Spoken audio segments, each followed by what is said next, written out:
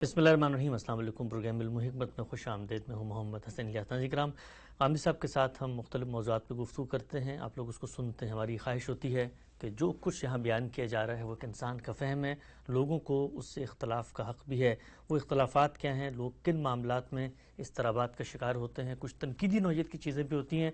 इस प्रोग्राम की ख़ासियत है कि उन सब को हम बग़ैर किसी तरद्दुद के ज़ेर बहस लेकर आते हैं और गांधी साहब जानने की कोशिश करते हैं कि जो कुछ उनकी पेशकश है उस पर अगर दूसरे लोग उनसे मुख्तलिफ बात कर रहे हैं तो इस पर उनकी क्या वजाहत है। इसी सिलसिले को लेकर हाज़िर खिदमत आगाज़ करते हैं। साबिक़ हमारे साथ तशरीफ़ फरमाए जनाब जावेद अहमद गांधी साहब। अस्सलाम वालेकुम गांधी साहब। वालेकुम अस्सलाम। हम सब बहुत शुक्रिया आपके वक्त का। हम सब मेरे सामने कुछ सवालात हैं जो मुख्तलिफ प्लेटफॉर्म्स पे, सोशल मीडिया पे, इस तरह ज़रिए ईमेल हमें मौसूल होते हैं, आपकी खिदमत में रखता हूँ। पहला सवाल ये पूछा गया है कि इस्लाम जो तालीमात हमें देता है, हम ये देखते हैं कि उन तालीमात पर बज़ाहिर मुसलमान अमल करते हुए नज़र नहीं आते।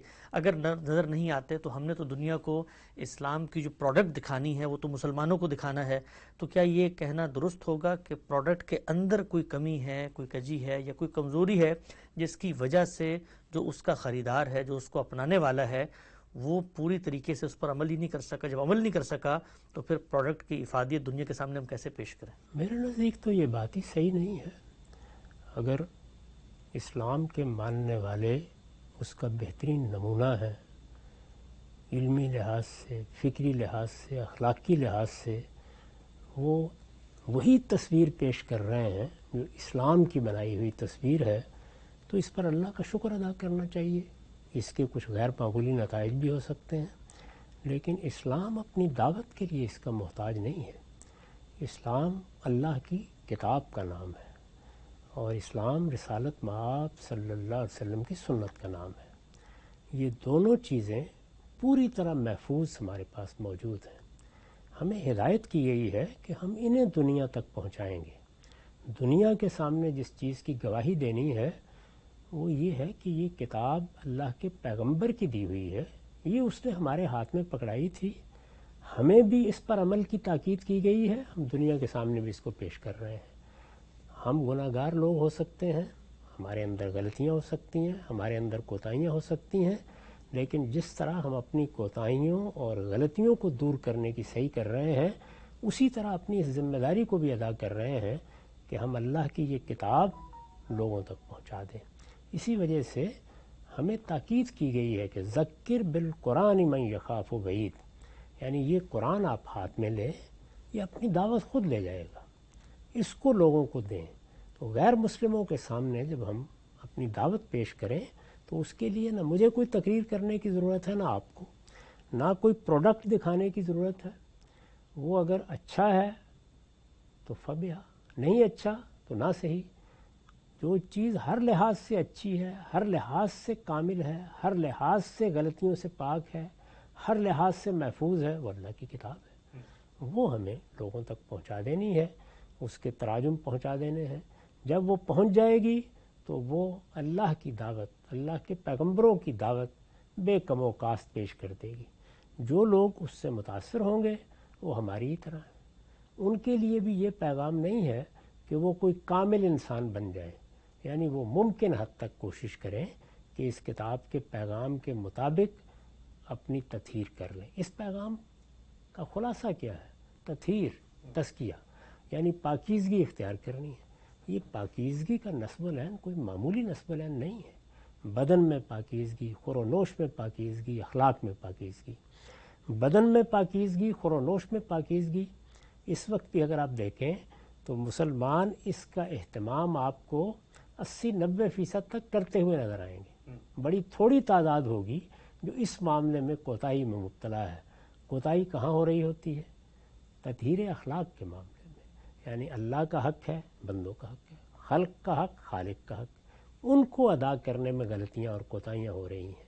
जो हमारे यहाँ ख़राबियाँ नज़र आती हैं वो असलन उसी दायरे में है। लिहाजा उसमें हमें भी अपनी इस्लाह करनी है और कुरान के मुखातबीन को भी अपनी इस्लाह करनी है। तो कुरान एक पैगाम है, एक मैसेज है। दुनिया के अंदर किसी कौम का ज़हूर नहीं है, ना इस्लाम किसी कौमी दावत पर खड़ा है। वो तो पैगंबरों के दीन की हैसियत से अपनी बात बयान कर रहा है। दुनिया में जिसका जी चाहे वो ख़ुद उसका अलंबरदार बन जाए और वही उसकी दावत को दुनिया के सामने पेश करने का काम शुरू कर दे। آج یہ کتاب میرے ہاتھ میں ہے، کل کو یہ کسی امریکی کے ہاتھ میں ہو سکتی ہے، کسی برطانوی کے ہاتھ میں ہو سکتی ہے، کسی روسی کے ہاتھ میں ہو سکتی ہے، کسی چینی کے ہاتھ میں ہو سکتی ہے۔ تو ان قوموں کے لیے بھی اس کتاب کی دعوت موجود ہے۔ ہم تو اس میں پیغمبر کا کام انجام دیں گے کہ یہ ہمارے پاس اللہ کی کتاب ہے، ہم نے آپ تک پہنچا دی۔ اس سے مجھے انکار نہیں ہے کہ اگر ہمارا کردار اچھا ہوگا، ہماری سیرت اچھی ہوگی، ہم دنیا میں کوئی اچھا نمونہ پیش کریں گے، ہماری تہذیبی روایات میں لوگوں کے لیے کشش ہوگی، اور میں تو اس سے آگے بڑھ کے کہتا ہوں کہ اگر دنیا میں ہماری تہذیب کا غلبہ ہوگا تو لوگوں کی بڑی تعداد اس کی طرف متوجہ ہو جائے گی۔ لیکن اللہ کا پیغام ان سب چیزوں کے ساتھ پابند نہیں ہے، یعنی وہ اپنی ذات میں کھڑا ہے، اور صدیوں تک یہ معلوم ہے کہ مسلمان قوم نام کی کوئی چیز ہی موجود نہیں تھی۔ یعنی مسلمان قوم کی ابتدا تو سیدنا موسیٰ کی بعثت کے بعد ہوئی ہے، اس سے پہلے پیغمبر اپنے پیچھے کوئی قومیں چھوڑ کر نہیں گئے، لیکن یہ پیغام موجود تھا، یہ دعوت موجود تھی۔ انبیاء علیہم السلام کیا کہتے ہیں وہ روایت موجود تھی، ان کی قائم کردہ سنت موجود تھی۔ اس وقت بھی دعوت کا موضوع وہی تھی، آج بھی دعوت کا موضوع وہی ہے۔ یہ بالکل درست ہے کہ رسالت مآب صلی اللہ علیہ وسلم کے بعد بہت بڑی تعداد میں لوگ مسلمان ہو گئے، اور اب ان کی ایک بڑی قوت دنیا میں موجود ہے، لیکن وہ اسلام کے پیغام میں کسی انحصار کی بنیاد نہیں ہے۔ اسلام کے پیغام کا سرتاسر انحصار اس کی کتاب پر اور رسالت مآب صلی اللہ علیہ وسلم کے قائم کردہ سنت پر ہے۔ نقطہ بالکل واضح ہو گیا۔ اچھا ہم صاحب، اس میں جو ایک ہائپوتھیسس کریٹ کیا جاتا ہے کہ اگر اتنا گہرا، اتنا اچھا، اتنا آفاقی پیغام ہے تو لازماً اس کو لوگوں کی زندگی پر اثر انداز ہونا چاہیے، ان کے کردار و عمل میں نمایاں ہونا چاہیے ہے۔ اگر اس پریمیسس کو مان لیا جائے تو اس کا مطلب یہ ہے کہ وہ جو ارادے، اختیار، شعور کی آزادی، آپ اپنے ارادے کا سوء استعمال، غلط استعمال کر سکتے ہیں، اس کا مطلب کہنے والا تو پھر اس پوری اسکیم کو ماننے سے انکار کر رہا ہے۔ وہ کہتا ہے جیسی اچھی بات آئے تو لازماً انسانیت کو لپک کے اس کو اپنا لینا چاہیے، تو پھر اس کا اختیار ہی ختم ہو جاتا ہے۔ تو اللہ تعالیٰ نے یہ جو اختیار دیا ہے تو وہ اختیار تو ممکن ہے کہ ہم نے دیکھا کہ پیغمبر کے مخاطبین ہوتے ہیں، وہ پیغمبر خود کھڑا ہوا ان کو بات بتا رہا ہوتا ہے، معجزات دکھا رہا ہوتا ہے، تب بھی نہیں مانتے۔ تو اس کی وجہ یہ ہے کہ اللہ نے ایک اختیار دیا ہوا انسان۔ اللہ تعالیٰ نے انسان کو ارادہ و اختیار کی آزادی دی ہے، اس کے اندر جذبات ہیں، خواہشات ہیں، رغبات ہیں، ایک کشمکش اور جدلیات اس کے اندر برپا ہے۔ اس میں کوئی کامیاب ہوتا ہے، کوئی ناکام ہو جاتا ہے۔ یعنی اللہ تعالیٰ نے مجھے جو شعور دیا ہے، مذہب تو بہت بات کی چیز ہے اور بڑی بلند چیز ہے، جو میرے اندر اخلاقی شعور ودیت کیا گیا ہے، حسن و قبح کا شعور دیا گیا ہے، وہ تو میں انسان کی حیثیت سے لے کے آیا ہوں۔ تو وہ اتنی بڑی چیز ہے کہ اس کو خود بخود ظہور پذیر ہو جانا چاہیے، لیکن ہم دیکھتے ہیں کہ اس کے اطلاق میں انسان غلطیاں کرتا ہے، اس کو اختیار کرنے میں غلطیاں کرتا ہے۔ وہ کبھی ہی چیزوں کو حسین سمجھ لیتا ہے، حسین چیزوں کو کبھی سمجھ لیتا ہے، بہت سی چیزوں میں اختلاط پیدا کر دیتا ہے۔ تو انسان کو یہ ساری قوتیں اور صلاحیتیں بھی دی گئی ہیں، اس کے اندر خیر و شر کو الہام بھی کیا گیا ہے، اس کو اللہ تعالیٰ نے ایک ضروری علم دے کر بھی پیدا کیا ہے، لیکن ان سب چیزوں کے ساتھ اسے ارادہ و اختیار دیا ہے، اس کو ابتلا میں ڈالا ہے۔ اس ابتلا کے لیے بہت سے عناصر اور بہت سے عوامل کام کر رہے ہیں، وہ سارے عوامل، وہ سارے عناصر انسان پر اثر انداز ہوتے ہیں، اور اس طرح ایک بڑی کشمکش وجود میں آتی ہے۔ اس کشمکش میں یہ بڑی سادہ لو یہ ہے کہ یہ کہا جائے کہ ادھر قرآن مجید کوئی بات کرے گا اور ادھر اس کو ماننے والے سب کے سب اپنا لیں گے۔ جس طریقے سے قرآن مجید کی دعوت صدیوں سے موجود ہے، لیکن کیا ساری دنیا کے ذہین لوگوں نے، دانشوروں نے، سائنسدانوں نے، علماء نے آگے بڑھ کے قبول کر لیا اس کو؟ دعوت تو موجود ہے، حالانکہ ہونا تو یہ چاہیے کہ جو لوگ علم کی تحقیق کے لیے نکلے ہیں وہ سب سے پہلے لپک کر اس کو قبول کر لیں۔ تو جب یہ صورت نہیں ہو رہی تو اس کا مطلب ہے کہ ارادہ و اختیار کا معاملہ جس طرح میرے علم پر اثر انداز ہوتا ہے، میری دانش پر اثر انداز ہوتا ہے، اسی طرح میرے اعمال پر بھی اثر انداز ہوتا ہے، وہ موجود ہے۔ اس لیے میرے نزدیک تو یہ سوال کوئی سوال نہیں۔ نقطہ بالکل واضح ہو گیا۔ اچھا ہم سے ایک اور پہلو کی طرف میں چاہتا ہوں ذرا آپ توجہ دلائیں کہ بعض امراض، بعض مسائل وہ قوموں کا مسئلہ ہوتے ہیں، وہ کوئی بھی قوم ہو، اس کا مذہب اسلام ہو، ہندوازم ہو، بدھ مت ہو، مسیحی ہو، ہم ہر وقت جس وقت کسی قوم کے اندر کوئی کمی نظر آتی ہے، مثلا ہماری قوم بحیثیت قوم اس وقت دنیا میں سائنس ٹیکنالوجی کے میدان میں پیچھے ہے، علم و اخلاق میں پیچھے چلی گئی ہے، یا تعلیم کے میدان میں اس جگہ پہ نہیں کھڑی رہی، تو اس کا مذہب سے کوئی تعلق نہیں ہے۔ کتنی ہی اور قومیں ہیں جو بالکل ہماری طرح کی ہیں، ماضی میں رہی، مستقبل میں ہوں گی، جو ان مسائل کا شکار ہو جائیں گی، لیکن اس کا ان کی مذہبی شناخت سے اصلاً کوئی تعلق نہیں ہوتا۔ اس کا کوئی تعلق نہیں ہے۔ دنیا کے اندر قومیں جب پیدا ہو جاتی ہیں تو ان کے لیے ایک تاریخ بنتی ہے، اس تاریخ سے ان کی نفسیات بنتی ہے، اس نفسیات سے ان کے اعمال جنم لیتے ہیں. اس میں اگر کہیں کوئی خرابی پیدا ہو جائے یا کوئی غلط فیصلہ ہو جائے یا کسی جانب لوگ رخ کر لیں اور اسی کو اپنی منزل بنا لیں تو اس کے اثرات ان کے پورے وجود پر پڑتے ہیں. میں اس کی ایک مثال آپ کو دوں گا. ارسطو ایک بڑا آدمی ہے، افلاطون اس سے بھی بڑا آدمی ہے، لیکن کیتھولک چرچ نے ارسطو کو اپنا پیشوا بنا لیا، اچھا، مان لیا. 1000 سال تک وہ ان کے لیے جہاں روشنی کا منار بنا وہیں ان کے لیے آخری درجے کے تعصب کا ذریعہ بھی بن گیا. چنانچہ نئی سائنس جب پیدا ہونا شروع ہوئی تو سب سے بڑھ کر کیا چیز اس کے مقابلے میں آئی؟ وہ مذہبی روایت آئی، کیونکہ وہ ایک فلسفی کو یا اس کے افکار کو اپنا چکی تھی تو مزاحمت پیش آ گئی. اگر ایسا نہ ہوتا، لوگ سادہ طریقے سے مذہب پر عمل کر رہے ہوتے تو ان کی بلا سے ارسطو کیا مانتا تھا اور اب نئے سائنسدان کیا مان رہے ہیں. تو اس کے نتیجے میں جو 100-200 سال تک مزاحمت کی ایک تاریخ بنی مغرب میں، وہ نہ بنتی. اسی طریقے سے ہمارے ہاں افلاطون کو اختیار کر لیا گیا. افلاطون الہی ہے، اس کا پورا نظم اصل میں تصوف کی طرف لے جاتا ہے، یعنی اس کی پوری تعبیر ہی متصوفانہ ہے. چنانچہ اس کا نتیجہ کیا ہے؟ اس کا نتیجہ یہ ہے کہ ہمارے ہاں سائنسی چیزوں کی طرف اس نوعیت کا رجحان نہیں بن سکا. یہ نہیں کہ سائنسدان پیدا نہیں ہوئے، بڑے بڑے سائنسدان پیدا ہوئے مسلمانوں میں بھی، لیکن کسی قوم میں رجحانات کیسے بنتے ہیں؟ وہ ایک عمومی فضا ہوتی ہے جس میں بنتے ہیں. تو عمومی فضا ہمارے ہاں فلسفے کی اور تصوف کی رہی. مغرب میں اس کے برعکس ارسطو کا زیادہ غلبہ ہوا اور وہاں فضا ابتدا ہی سے سائنسی مزاج کی بن گئی. یعنی وہاں پر جو تجرباتی علم ہے وہ بنیاد میں کار فرما رہا، اسی نے آگے بڑھ کر ان کے لیے سائنس میں تحقیقات کے راستے کھول دیے. اب یہ عوامل ہیں، ان عوامل کا مذہب سے کیا تعلق ہے؟ یعنی آپ نے کسی موقع پر کس کو اختیار کیا؟ اگر کسی کو دوش دینا چاہیے تو مذہب کو نہیں. مذہب نے تو مسلمانوں کو جو تعلیم دینی تھی وہ دے دی. قرآن محفوظ صورت میں آج بھی مسلمانوں کے ہاتھ میں ہے، سنت اسی طریقے سے جاری ہے. دوش دینا ہے تو ادھر ارسطو کو دے اور ادھر دینا تو افلاطون کو دے. جی بہت بہت دو اہم بڑے نقطہ. آدمی ہیں جنہوں نے اصل میں دو نسلوں ہی کو نہیں، دو قوموں ہی کو نہیں، دو تہذیبوں کو متاثر کیا ہے. اچھا، اور ان کے رویوں اور ان کے رجحانات نے پوری طرح گرفت میں لیے رکھا ہے.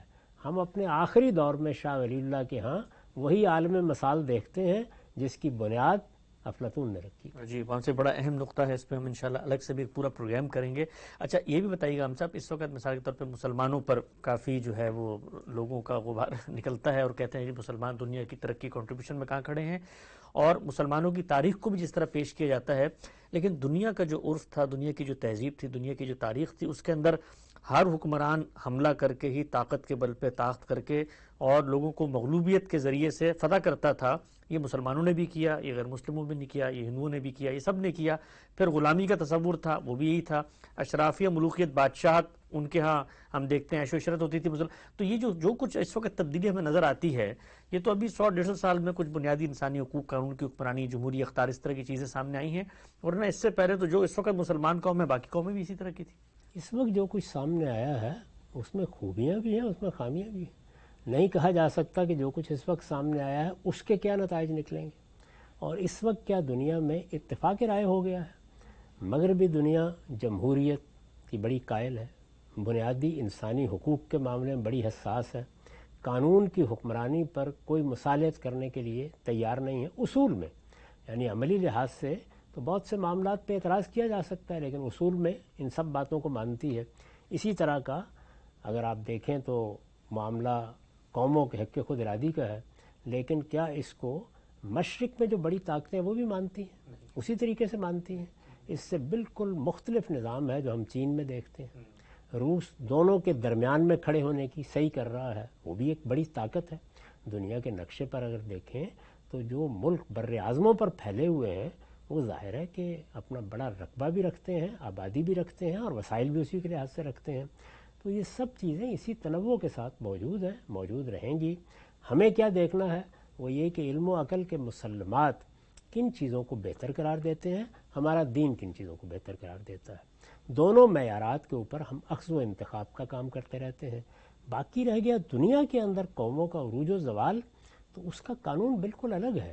اس میں بعض اوقات مذہب کسی عامل کا انداز اختیار کرتا ہے، بعض اوقات کوئی تعلق نہیں ہوتا. تلک الایام نداولها بین الناس، قرآن نے اس کو اس طرح بیان کیا ہے کہ یہ اصل میں دنیا کے ایام ہیں، ہم ان کو اسی طرح پھراتے رہتے ہیں.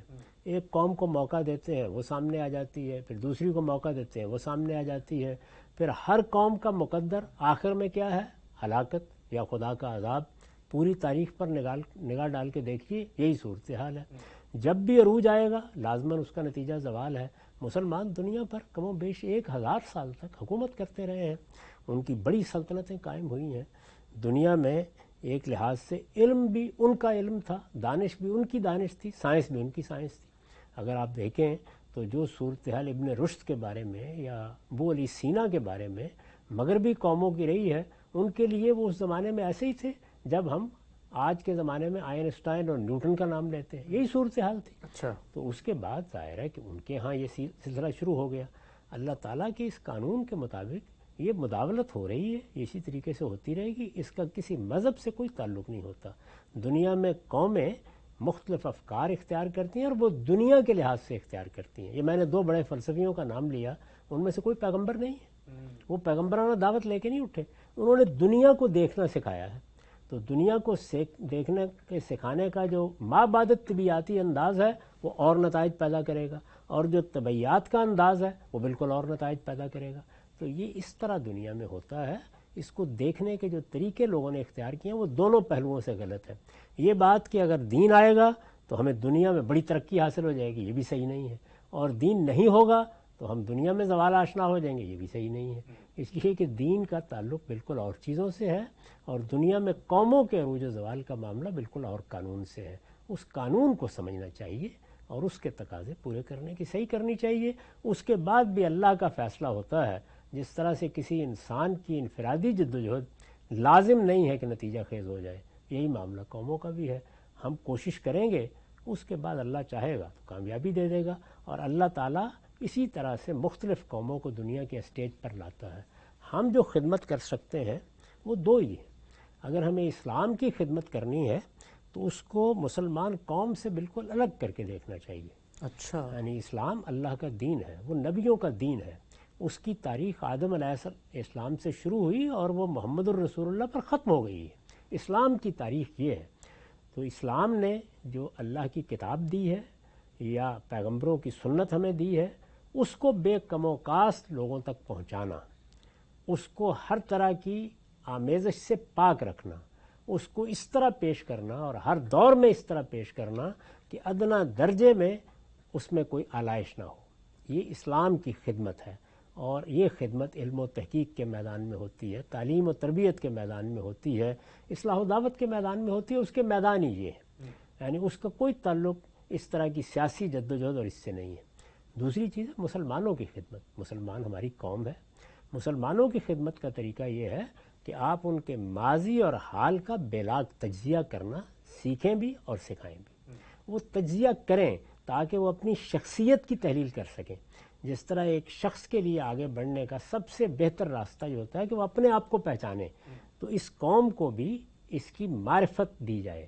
یہ جب اپنے آپ کو پہچانیں گے تو اس کے بعد وہ لائے عمل اختیار کریں گے جو اس دنیا میں جینے کے لیے اختیار کرنا چاہیے. دنیا میں جینے کے لیے جو لائے عمل اختیار کیا جاتا ہے وہ اپنی اساس میں عقلی ہے. اس وجہ سے عقل کو بیدار کرنا ہوگا، عقل کو استعمال کرنا ہوگا، عقلی علوم کو اپنی توجہ کا مرکز بنانا ہوگا، اور کوشش کرنی ہوگی کہ ہم اپنے آپ کو کھڑا کرنے کے لیے وہ جد و جہد کرنے کے لیے تیار ہو جائیں جو دنیا کی قومیں کیا کرتی ہیں، جو فرد دنیا میں کرتا ہے، اور اس کے بعد اللہ تعالیٰ سے اچھے نتائج کی توقع کریں. تو مسلمانوں کی خدمت کا میدان بالکل اور ہے. ان کی خدمت کے لیے ان کی تہذیب کیا تھی، ان کی روایات کیا تھیں، ان کا پس منظر کیا ہے، انہوں نے کس طرح سے اپنے قانونی نظام کو بنایا، ان کی تاریخ کہاں سے شروع ہوئی. ان کی تاریخ کے بارے میں عرض کر چکا ہوں کہ وہ بنی اسرائیل سے شروع ہوتی ہے. اس پوری تاریخ کا شعور دینا اور اس طرح دینا کہ ماضی اور حال کا تجزیہ ان کے مستقبل کو بہتر بنا سکے. یہ خدمت ان کی ہے، وہ کرنی چاہیے۔ نقطہ بالکل واضح ہوگا ہم سب، بہت ہی اہمیت پر مبنی یہ ساری چیزیں انشاءاللہ، ان میں سے ایک ایک چیز کو جز میں انشاءاللہ آئندہ بھی زیر بحث لے کر آئیں گے، آگے بڑھاتے ہیں سلسلہ گفتگو کو۔ اچھا ہم سب یہ چیز تو آپ بھی تسلیم کرتے ہیں کہ ہر انسان جو اس دنیا میں موجود ہے وہ اپنا تفوق، اپنی برتری، دنیا کے اوپر اپنا غلبہ، اپنے آپ کو طاقت کا محور و مرکز بنانا چاہتا ہے۔ امریکہ آج اسی خواہش میں مبتلا ہے، چین ہے، ہندوستان ہے، ہر کوئی یہی چاہتا ہے۔ مسلمان ایک لمبے عرصے تک دنیا کے سٹیج پر ایک سپر پاور، عالمی قوت اور طاقت کے طور پر قائم رہے، لیکن ہم نے دیکھا یہ زوال آج سے 200-300 سال پہلے شروع ہوا۔ ایک نقطہ نظر یہ پیش کیا جاتا ہے کہ مسلمان اپنی تاریخ میں ہمیشہ سے جمعیت میں رہنے کے عادی ہیں۔ پوری 1000 سالہ تاریخ میں 2 ہی مملکتیں تھیں، 2 ہی سلطنت تھی، بنو امیہ، بنو عباس کی، لیکن یہ انگریزوں نے آ کر قومی ریاست کے تصور کے تحت جو لکیریں کھینچی ہیں، اس کے بعد جو قیادت وہاں پر موجود ہے، آج مسلمانوں کے پاس تیل بھی ہے، سونا بھی ہے، ذخائر بھی ہیں، عرب ممالک میں اللہ تعالیٰ نے خزائن کا ان کا دریا بہا دیا ہے۔ اس سب میں ایک ہی بڑی رکاوٹ ہے، ہم یہ دیکھتے ہیں ہمارے ہاں بہت بڑی بڑی اسلامی تنظیمیں، تحریکیں اس بنیاد پہ اٹھی ہیں کہ مسلم ممالک کی قیادت کو تبدیل کیا جائے۔ اگر قیادت تبدیل ہوگی تو یہ 50، 52، 55 ممالک جو ہیں یہ مل کر پھر سے ایک متحدہ ریاست بنا سکتے ہیں، یکجہتی، اور پھر دنیا میں ان کی برابری بھی ہوگی اور کوئی شخص ان کو اس طرح آنکھیں نہیں دکھا سکے گا۔ سوال میں آپ سے پوچھنا چاہتا ہوں کہ کیا یہ ممکن ہے کہ اگر قیادت اس درجے کی آ جائے، اس کے اندر مسلمانوں کو طاقت بنانے کا ایک جذبہ ہو، تو ان 50 ممالک کو جمع کر کے ہم بہت بڑی طاقت بنا سکتے ہیں؟ ہمارے پاس تیل بھی ہے، پیسہ بھی ہے، سونا بھی ہے، فوج بھی ہے، سب کچھ ہے۔ اس میں ایک تو اس چیز کی اصلاح کر لینی چاہیے کہ بنو امیہ کے زمانے میں تو اس میں کوئی شک نہیں ہے کہ مسلمانوں کی ایک ہی سلطنت تھی، لیکن بنو امیہ کی سلطنت جب ختم ہوئی تو پھر بنو امیہ کی تھی اور بنو عباس کی تھی۔ وہ ہسپانیہ میں حکومت کر رہے تھے اور یہاں کا مرکزی نظم بنو عباس کے پاس تھا۔ اس کے بعد بہت سلطنتیں قائم ہوئی ہیں، اچھا، سلاطین کی ریاستیں قائم ہوئی ہیں۔ یہ خوارزم شاہی سلطنت ہے، یہ سلاجقہ کی سلطنت ہے، یہ معاہدین کی سلطنت ہے، یہ فاطمی سلطنت ہے۔ اس لیے یہ بات صحیح نہیں ہے کہ بس 2 ہی سلطنتیں قائم ہوئی ہیں، پھر وہ بھی ختم ہو گئی اور اس کے بعد عثمانیوں کے پاس حکومت رہی ہے۔ عثمانیوں کے پاس جب حکومت تھی تو وہ بھی سارے عالم اسلام کے حکمران نہیں تھے، اس وقت بھی صفوی حکومت موجود تھی جی، ایران میں، مغلیہ ہیں موجود اور تھے۔ مغلیہ حکومت بہت بڑی حکومت، اور خود ہندوستان میں کیا مغلیہ حکومت سے ابتدا ہوئی ہے؟ نہیں ہو اس سے پہلے سلاطین کا ایک پورا دور رہا ہے۔ تو اس لیے یہ بات ایسے نہیں ہے، بلکہ مشرق بعید کے ممالک کو تو ہم عام طور پر گفتگو میں شامل ہی نہیں کرتے۔ وہاں اپنی ایک تاریخ، اپنی روایت، اپنی سلطنتیں، افریقہ میں اسی طرح سے موجود تھی۔ افریقہ کا معاملہ بھی اسی طرح تھا۔ تو ایسا نہیں ہے، یعنی جو صورتحال اس وقت ہم دیکھتے ہیں یہی صورتحال تھوڑے عرصے کے بعد تاریخ میں پیدا ہو گئی تھی، اور یہ ناگزیر طور پر پیدا ہو جاتی ہے۔ اس کی وجہ یہ ہے کہ بڑی سلطنت، یہاں تک کہ دنیا بھر میں کسی قوم کی ایک ہی سلطنت ہو یا کسی تہذیب کی ایک ہی سلطنت ہو، اس کے ذرائع 2 ہو سکتے ہیں۔ ایک یہ کہ اتنی طاقت ہے کہ آپ نے سب کو مغلوب کر رکھا ہوا ہے۔ طاقت ہے تو جس زمانے میں طاقت حکومت کرتی تھی لوگ مغلوب کر ہی لیتے تھے۔ جی، آخر برطانیہ عظمیٰ نے ساری دنیا پر حکومت کی ہے، یعنی دنیا کے ایک بہت بڑے حصے پر حکومت کی ہے۔ اس حکومت کے بارے میں یہ کہا جاتا تھا کہ اس میں سورج غروب نہیں ہوتا، وہ طاقت کے بل پر کی گئی تھی۔ تو ایک تو طاقت یہ نتیجہ خیز ہو جاتی ہے، اور دوسرے یہ کہ انسانی شعور اس سطح پر چلا جائے کہ وہ معاملات کو یہ تفوق اور برتری سے الگ ہو کے دیکھنا شروع کر دے۔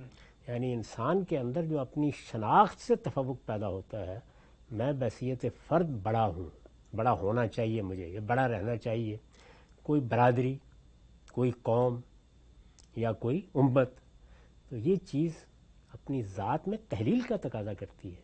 یعنی پھر کیسے یہ سب ہوگا اگر ایک گروہ یا ایک فرد اپنی برتری کو قربان کرنے کے لیے تیار نہیں ہے؟ تو دنیا میں پھر صرف جنگ و جدال ہی کی نوبت آئے گی، یعنی اس کا لازمی نتیجہ یہ ہوگا۔ تو انسانی شعور اگر اس طرف بڑھتا ہے کہ وہ کسی نظریے کی بنیاد پر ریاست، حکومت اور سیاست کو سمجھنا شروع کر دیتا ہے، اور پھر یہ خیال ہوتا ہے کہ یہ ریاست، حکومت اور سیاست، اس کی اصل کو دریافت کر کے کوئی نظم قائم کیا جائے، تو وہ نظم یا تو ساری دنیا میں قائم ہو جائے گا، یعنی ساری دنیا اپنے ہتھیار ختم کر دے، ساری دنیا اپنی فوجیں ختم کر دے، تو یہ ایک یوٹوپیا ہے۔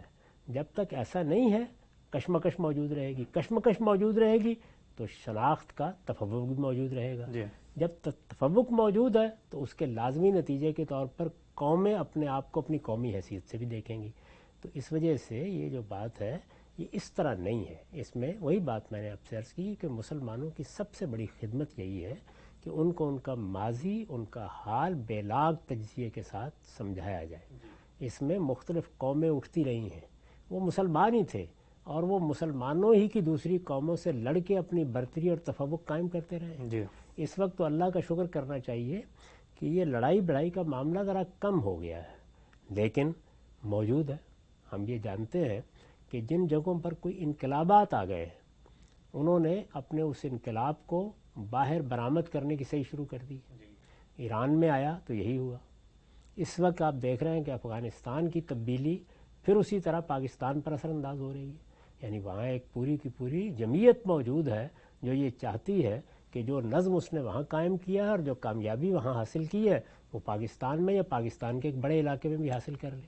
تو اس طرح کی کشمکش کو آپ ختم نہیں کر سکتے، وہ رہے گی. مسلمانوں کی تطہیر کرنا، مسلمانوں کو بہتر بنانا، مسلمانوں کو اچھا ذوق دینا، مسلمانوں کے اندر ان کے نسب العین کا شعور پیدا کرنا اور اسی طرح ان کی وحدت کی بھی کوشش کرنا، یہ اپنی جگہ ساری چیزیں صحیح ہیں. لیکن ان کے بارے میں یہ خیال نہیں کر لینا چاہیے کہ کوئی آسمانی صورتحال پیدا ہو جائے گی جس میں لوگ ان سب چیزوں سے دستبردار ہو جائیں گے. ان سے معاملہ ہی کرنا پڑتا ہے. انسان انسان ہی رہتا ہے، اس کی جبلتیں بھی اپنا کام کرتی ہیں، اس کے جذبات و احساسات بھی اپنا کام کرتے ہیں، اس کا علم بھی اپنا کام کرتا ہے.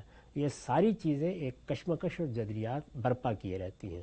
تو قیادت اچھی ہونی چاہیے، لیکن قیادت کہاں سے آتی ہے؟ لوگوں سے. قیادت یا قوت سے آتی ہے یا لوگوں کے فیصلے سے آتی ہے. تو قوت سے جہاں جہاں قیادت آ چکی ہے وہاں وہ قوت ہی کے بل پر قائم ہے. یہ معلوم ہے کہ مسلمانوں کے بہت سی جگہوں کے اوپر حکومتیں قوت سے قائم ہیں، ان کی ایک تاریخ ہے. یعنی لوگوں نے ان علاقوں کو فتح کیا یا وہ ان علاقوں میں آباد تھے اور وہاں ان کی کوئی قیادت پیدا ہو چکی ہوئی تھی، وہی جو حکومت کر رہی ہے. تو مسلمانوں میں تو پورے جزیرہ نما عرب کو دیکھ لیں، سب ملوکیت ہے، بادشاہت ہے، عمارتیں ہیں، وہ بالکل نسلی طریقے سے اسی طرح کام کر رہی ہیں جس طریقے سے بادشاہتیں ہمیشہ کام کرتی رہی ہیں. جن جگہوں پر جمہوریت ہے وہ ابھی گھٹنوں چلنا سیکھ رہی ہے، بہت سے اس کو مراحل سے گزرنا ہے. اگر کہیں بہت زیادہ مستحکم ہو رہی ہے یا ہونے کی توقع پیدا ہوتی ہے تو وہاں بھی بہرحال لوگوں کے شعور کے بہت سے مسائل موجود ہیں. تو اس کا تعلق تو ان سب چیزوں سے ہے. جہاں جو طریقہ ہے اسی کو مخاطب بنانا پڑے گا. جن جگہوں پر بادشاہتیں ہیں وہاں اس کے علاوہ کوئی راستہ ہی نہیں ہے کہ خود شاہی خاندان میں یا ان عمارتوں میں جو لوگ نظم کو چلا رہے ہیں ان کے ذوق کو مخاطب کیا جائے، ان کے علم کو مخاطب کیا جائے اور کوشش کی جائے کہ وہ اعلیٰ اقدار کے علمبردار بنے. اور جن جگہوں پر عوامی جمہوریتیں قائم ہیں یا ہو سکتی ہیں یا ایک سفر میں آگے بڑھ رہی ہیں وہاں لوگوں کو مخاطب کیا جائے. تو یہی آپ کر سکتے ہیں، یہی آپ کے لیے کرنے کا میدان ہے. یہ حکومتیں تبدیل کیسے ہو جائیں گی؟ ایسے ہی ہوگا. یعنی جن لوگوں نے فیصلہ کرنا ہے وہاں لوگوں کا شعور بہتر کیجیے، جہاں خاندانوں نے فیصلہ کرنا ہے وہ خاندانوں کا شعور بہتر کیجیے. ٹھیک، نقطہ بالکل واضح ہوگا. ہم سے بڑی اہم بات ہے یہ. اچھا، آخری ایک دو سوالات ہیں جس سے ہم موضوع کو سمیٹتے ہیں. ہم یہ دیکھتے ہیں عالم اسلام میں بڑی بڑی تحریکیں اٹھی ہیں جو مسلمان قوم ملت کے عالمی سٹیج کے اوپر احیاء کی بات کرتی ہیں.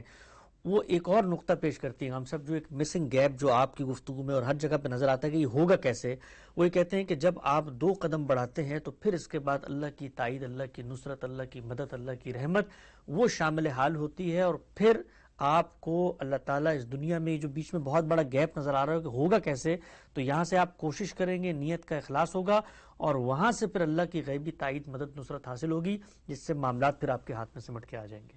اللہ کی تائید تو کوئی شبہ ہی نہیں ہے کہ حاصل ہوتی ہے، بندے کو بھی حاصل ہوتی ہے، فرد کو بھی ہوتی ہے، قوموں کو بھی ہوتی ہے. اللہ تعالیٰ اس کائنات کا نظم چلا رہے ہیں. سوال یہ مجھے کیا کرنا ہے؟ تو اصل سوال یہ ہے اللہ کی تائید کے بارے میں تو دعا کی جا سکتی ہے، امید رکھی جا سکتی ہے، اعتماد رکھا جا سکتا ہے، ضرور رکھیں. مجھے کیا کرنا ہے، یعنی قومی حیثیت سے میرا کام کیا ہے؟ تو میرا کام یہ ہے کہ میں اپنے حالات کا بالکل درست تجزیہ کروں، اپنے حالات کا تجزیہ کر کے اپنے لیے تعمیر کا لائے عمل بناؤں. یعنی یہ دیکھوں کہ میرے پاس کن چیزوں میں کمی ہے. اگر میں دنیا میں پیچھے رہ گیا ہوں تو میری کمزوریاں کیا ہیں، ان کو متعین کروں اور اپنی کمزوریوں کو دور کروں. جب میں اپنی کمزوریوں کو دور کرنے میں کامیاب ہو جاؤں گا پھر ہی توقع کر سکتا ہوں نا کہ اللہ کی نصرت آئے یا اللہ کی مدد آئے. تو اللہ کی مدد و نصرت کے لیے پہلے وہ کام تو کیجئے جس کے بعد وہ آیا کرتی ہے. وہ کام ہے اپنی تعمیر کا کام. مسلمانوں نے بدقسمتی سے یہ خیال کر لیا ہے کہ یہ اصل میں جنگ و جدال ہے. جنگ و جدال کی یہ دنیا نہیں ہے. اس وقت تو بہت سے اور معاملات ہیں جو قوموں کے لیے ذریعہ امتیاز بنے ہوئے ہیں. اس میں بہت بڑی حقیقت معیشت بن چکی ہوئی ہے. اور پھر یہی نہیں ہے، اس کے ساتھ علم، ٹیکنالوجی، اس نے دنیا تبدیل کر دی ہے.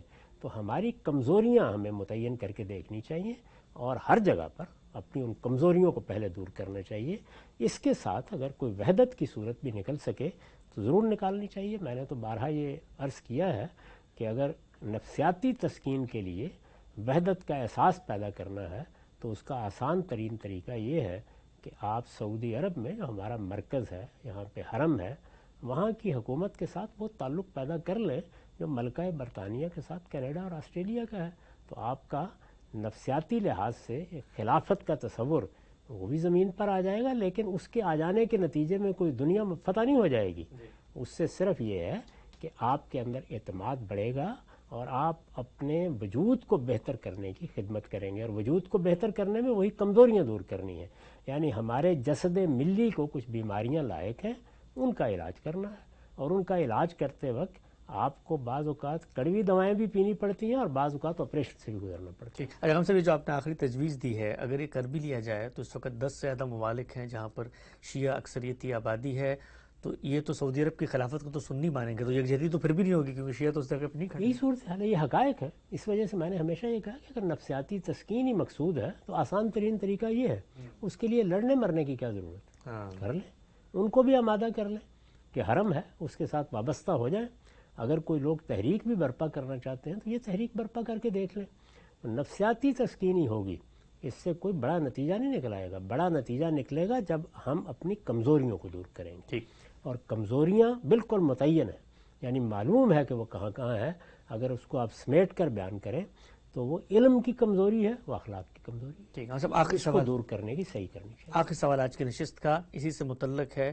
جب آپ یہ فرماتے ہیں کہ عروج و زوال میں ایک بنیادی محرک کی اور اپنی کمزوریوں پہ ہم نگاہ ڈالیں تو علم کی کمزوری اور اسی طرح سے جو اخلاق ہیں، ہمارے جو رویے ہیں، معاملات ہیں، ان کے اندر ہم کیسی کس جگہ پہ کھڑے ہوئے ہیں.